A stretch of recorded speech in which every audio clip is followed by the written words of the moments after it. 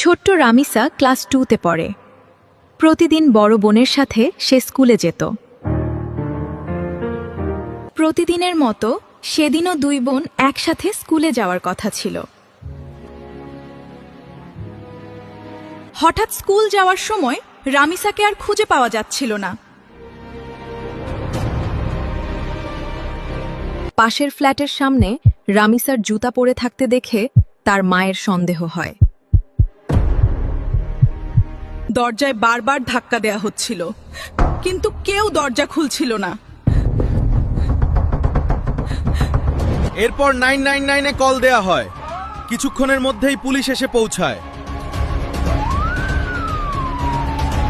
Police এসে দরজা ভেঙে ভিতরে প্রবেশ করে।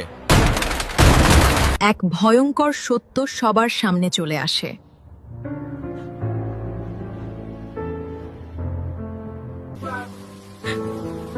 কেন এভাবে একটা নিষ্পাপ শিশুর জীবন শেষ হয়ে গেল?